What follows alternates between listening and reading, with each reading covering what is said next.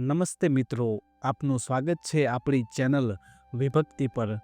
આજે હું તમને એક એવી કથા સંભળાવવા જઈ રહ્યો છું જેમાં એક સાધુ એક વ્યક્તિને ઘરમાં બરકત, સુખ અને શાંતિ લાવવાના 6 સરળ ઉપાય સમજાવે છે।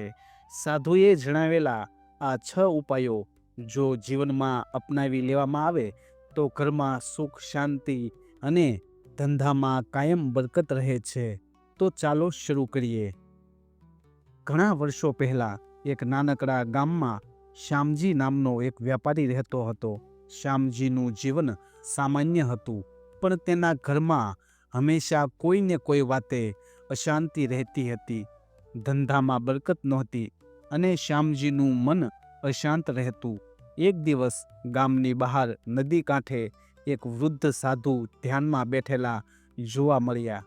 તેમના ચહેરા પર અજીબ શાંતિ હતી અને ગામના લોકો તેમને શિવાનંદ મહારાજ કહેતા।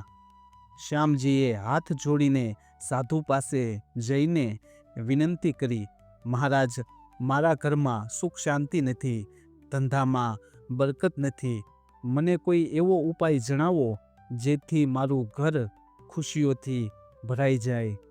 મહારાજે શાંત સ્મિત સાથે કહ્યું, શ્યામજી, સુખ, શાંતિ અને બરકત બધું તારા હાથમાં છે। હું તને 6 સરળ ઉપાય જણાવું છું, તે તું રોજ દિલથી કરજે તો તારું ઘર મંદિર જેવું બની જશે।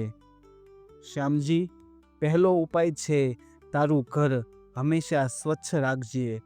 લક્ષ્મીજીને ચોખ્ખી જગ્યા ગમે છે। રોજ સવારે ઘરના મુખ્ય દ્વાર પર પાણીનો છંટકાવ કરજે। રસોડું અને પૂજા સ્થાન ખાસ સાફ રાખજે। જ્યાં સ્વચ્છતા હોય ત્યાં સકારાત્મક ઉર્જા આવે છે અને લક્ષ્મીજીનો વાસ થાય છે। એક વાત યાદ રાખજે, ગંદકી નકારાત્મક ઉર્જાને આમંત્રણ આપે છે, પણ સ્વચ્છતા ખુશીઓ લાવે છે। બીજો ઉપાય, શ્યામજી, રોજ થોડું દાન કરજે। ભલે એ ગરીબને એક રોટલી હોય, ગાયને લીલું ઘાસ હોય કે નદી કાંઠે પક્ષીઓને દાણા, જે તું દિલથી આપે છે એ ભગવાન તને બમણું કરીને પાછું આપે છે। દાનથી તારું મન શુદ્ધ થશે અને ઘરમાં લક્ષ્મીનો વાસ થશે। એક નાની વાત યાદ રાખજે શ્યામજી, દાન આપવું એટલે ખુશી વહેંચવી। ત્રીજો ઉપાય, ઘરમાં હંમેશા સકારાત્મક વાતો કરજે। ઝઘડા, ગુસ્સો કે નકારાત્મક વાતોથી શાંતિ ભાંગે છે। રોજ સવારે થોડીવાર ઓમ નમઃ શિવાય કે ગાયત્રી મંત્રનો જાપ કરજે।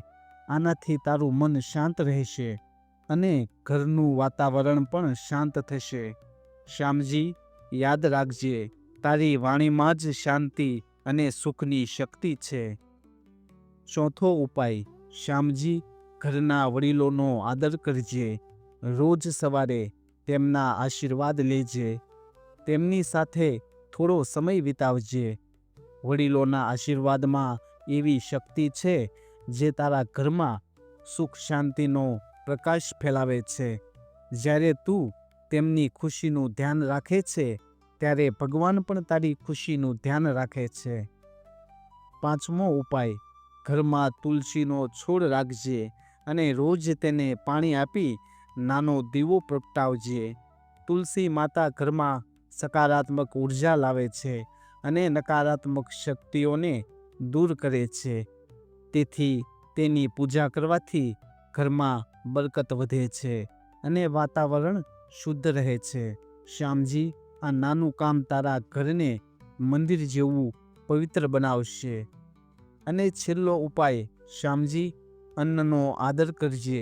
ખોરાકનો બગાડ ન કરતો અને રસોઈ બનાવતા પહેલાં થોડું અન્ન ભગવાનને અર્પણ કરજે।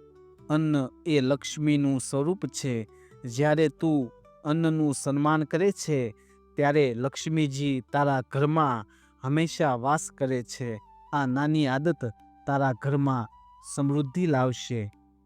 શિવાનંદ મહારાજે શ્યામજીની આંખોમાં જોઈને કહ્યું, શ્યામજી, આ 6 ઉપાય દિલથી અને નિયમથી કરજે. જો તું આને તારા જીવનનો ભાગ બનાવીશ તો તારું ઘર ખુશી, શાંતિ અને બરકતથી ભરાઈ જશે. શ્યામજીએ સાધુના ચરણોમાં નમીને આભાર માન્યો અને ઘરે પાછો ફર્યો નવી આશા સાથે. તો મિત્રો, આ હતી શ્યામજી અને સંત શિવાનંદ મહારાજની કથા, જેમાં 6 સરળ ઉપાયો આપણને મળ્યા, જે આપણે બધા અજમાવી શકીએ. આ ઉપાયો રોજ કરો અને તમારા ઘરમાં પણ બરકત, સુખ અને શાંતિનો અનુભવ કરો. કમેન્ટમાં જણાવજો આ કથા તમને કેવી લાગી. વિડીયો ગમ્યો હોય તો લાઈક, શેર અને સબસ્ક્રાઈબ કરવાનું ન ભૂલતા. ફરી મળીશું એક નવી કથા સાથે. જય શ્રી કૃષ્ણ.